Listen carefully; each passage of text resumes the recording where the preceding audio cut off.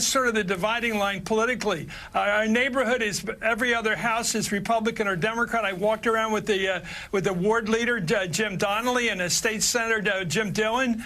And you could tell how alternate houses are very much different in their views. I mean, there's certainly no doubt that race plays a role in this campaign. I mean, people don't say it. It's there. It's part of our history, going back to the 15th Amendment, going back to the 19th Amendment, with women being able to vote. It's there. The people in those houses that I grew up with, where I used to serve the bulletin to, the newspaper, are facing and being history. History is what they're going to make in this election, not just the news. They talk about what we talk about on the air. They're very aware of what's going on. They're talking about the issues about immigration, about the fascist charge against Trump. It's all there, but also history. Women being able to vote since 1920 with suffrage, are they going to vote separately than men? Apparently so. The gap is fantastic, the gender gap between men and women. Young men will vote very differently than older men. So even in the same neighborhoods, with kids coming home and me coming home to my old house where I grew up in, it's amazing to become having our close-up in history at the edge of Bucks County in Philadelphia, deciding history. And it's going to decide history because all of history in Pennsylvania is very easy to figure out. Hillary blew it. Fairly or not, she didn't go to Erie, she didn't go to Wilkes-Barre. This weekend, you'll love this, Mika, Christine Baranski is up campaigning in Wilkes-Barre this last weekend, her old Polish neighborhood. And it's so important for people to go back to their old neighborhoods. I really say, movie stars, don't put out press releases in Hollywood. Go to your old neighborhood where you grew up and talk to the people about what it was like growing up, and then tell them your politics. It's very important to communicate it properly, and I don't think the Philadelphia people are going to blow it, because the city organization of the Democratic ward leaders, all 67 of them, are all working and pounding their feet for this election. You've got the labor unions are in there, all heavily, very big for the Democrats. And you've got a lot of college kids around the country coming in there, helping out all over the state. Different play. They're kind of keeping it secret, I know, but the fact is they're really working hard, all the levels. So the Democrats will not be surprised in this election like they were in 16. This is an election where they're going to have to win it. They're going to have to see the enemy coming, knowing their neighbors are among their enemies in a sense of politics, and they got to work really hard to win this thing. Just politics, and after this is over, both sides are going to have to figure out a way to come back together. That's going to be extraordinarily difficult. Molly, I'm curious. Chris kept bringing up 2016, and there's no doubt that people that are working on the Harris campaign right now still haunted by the specter of 2016. But as Chris said, Kamala Harris taking nothing for granted, not taking Pennsylvania for granted, not taking Erie for granted, not taking Michigan for granted, not taking Wisconsin for granted. The question is, will it make a difference? Well, that's the big question. But, you know, I was in Wilmington and I was talking to them, and they are, you know, everyone is always like, in the Hillary campaign, in the Harris campaign, they want you to think that they're losing. Right? They have taken a totally different tact. They really want everyone to be worried. They want everyone to be out there. And I think that's a lesson they've gotten from 2016, right? And by the way, for people that are like laughing right now, that might show, oh, come on, they're just whistling. You know, they know how much trouble they're in. I will tell you, every time I ran campaigns, the thing that drove me crazy, and the few times that people saw me like show my temper, was when people started walking around saying, hey, I hear we're 3 points ahead. I would turn around and go, we are losing by 10 points. Now get out and knock in precinct 47, because we're going to lose this race. And everyone you talk to in that campaign says, it's going to be tight. We'd rather be us than them. That's what they always say. And, you know, she's going, like, even the fact that she's going to Pittsburgh instead of Philly, right? These are choices. And she is going to go to Philly, too, and she has. But, like, these are choices. And I think they've done a lot of really smart stuff. They've got Bill Clinton out there in the South. They've got Obama out there. They've got Michelle out there. I mean, there really is just a sort of very thoughtful campaign, spending a ton of money. They have $1 billion. Look, we don't know what's going to happen, but it will not be because there was some huge blind spot they missed. More Morning Joe Weekend after a quick break.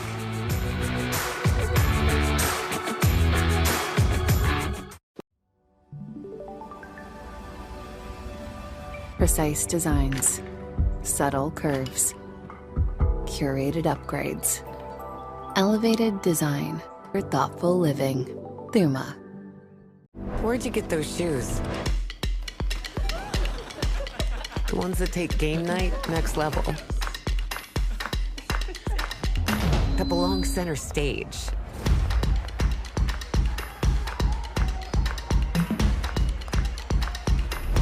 And totally own the big picture.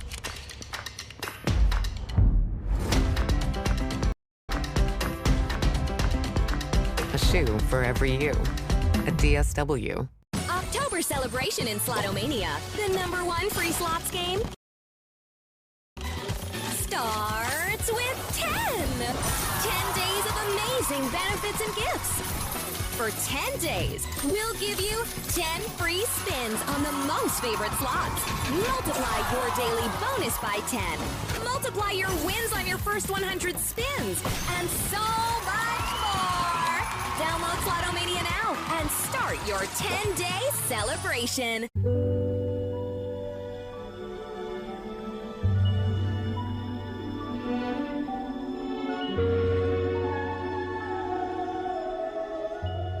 At Bombas, we make the most comfortable socks in the history of feet.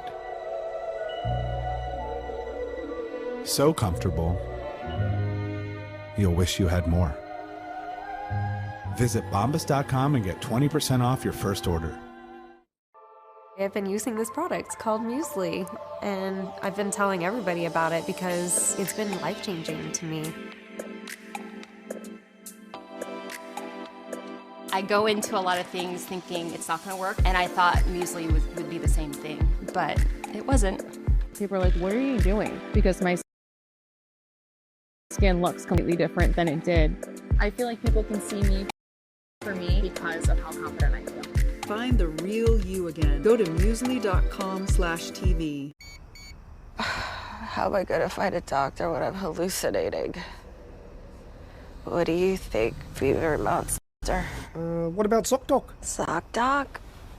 Dr. Castell has a great bedside manner. So many options. But Dr. Shi-chan will take your sketchy insurance. Shi-chan, Shi-chan, Shi-chan, Shi-chan. Thanks, bro. You've got more options than you know. Book now.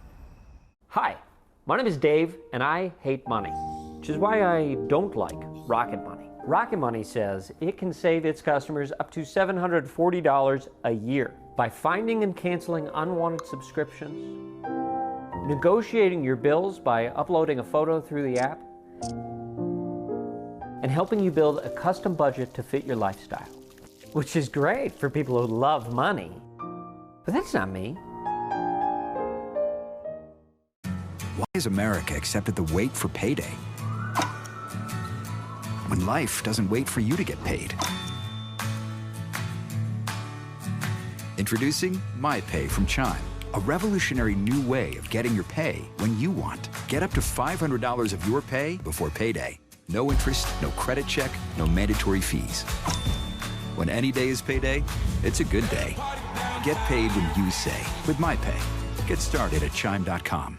Subscribe to MSNBC Premium on Apple Podcasts. Get early access and ad-free listening to Rachel Maddow's chart-topping series, bonus content, and new episodes of Morning Joe and MSNBC original podcasts ad-free. Subscribe on Apple Podcasts. Will you commit now to respecting and encouraging a peaceful transfer of power? Well, you had a peaceful transfer of power. You had a peaceful transfer of power. You had a peaceful... Come on, President Trump. You had a peaceful transfer of power compared with Venezuela. People were angry. People went there. And I'll tell you what, they never show that. The primary scene in Washington was hundreds of thousands, the largest group of people I've ever spoken before, and I've spoken before. And it was love and peace. And some people went to the Capitol. And a lot of strange things happened there, a lot of strange things. Love and peace on January 6th. That was former President Trump earlier this month, avoiding a question on whether he would commit to a peaceful transfer of power. In fact, lying and saying there was one last time. This is a new letter from Congressman Jamie Raskin of Maryland reveals the Trump campaign this time has not signed off on an agreement with the federal government on a transition process if he wins the election. Congressman Raskin joins us now. He's ranking member of the House Oversight Committee. Congressman, thanks for being with us. So for people who don't quite know what this tradition is, this norm is in our government, what is this document that you would have expected the Trump campaign to participate in? Well, no president has ever broken from this precedent of participating in the Presidential Transition Act, which basically says you sign a memorandum of understanding with the federal government and with the incumbent president to ease the transition process. There's 75 days between the election and the inauguration. There are 430 federal departments and agencies and a workforce of 2.3 million people. And so there are a lot of technical and structural and personnel issues that both major parties are invited to start working on, knowing that one of them is going to win the election. And Trump and his campaign have simply refused to enter into the MOU with the federal government or to sign one with President Biden in order to ease the transition and to make this work. On the contrary, all we get really is what Project 2025 tells us, which is they want to abolish the Department of Education. They want to abolish Head Start. They want to ban the use of the words climate change in the federal government and so on. So it's a profoundly troubling moment for us when you think about the U.S. government as the structural entity that we all depend on for so many rights and benefits and operations in the country. Congressman, good morning. It occurs to us here that a phrase we haven't heard much of the last couple of months is Biden crime family that seemed to disappear from the headlines just as President Biden abandoned his reelection bid. Certainly would suggest there's some political motivations behind it. Can you tell us if you've had any conversations from your counterpart, Chairman Comer, about this? Where do things stand? Was this just a stunt?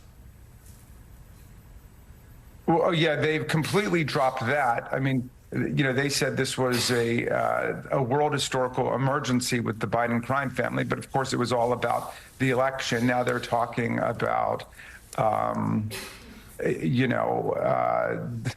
mean, I don't even know what they're off onto this week.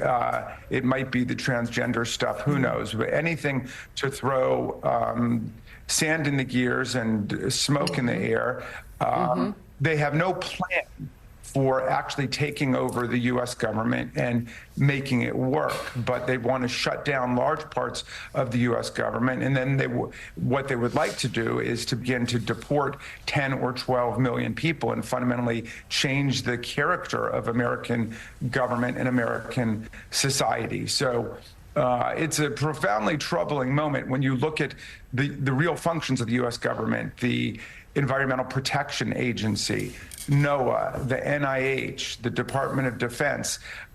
These guys are in league with Vladimir Putin and Viktor Orban, and they would fundamentally change what the nature of the democratic project is in America.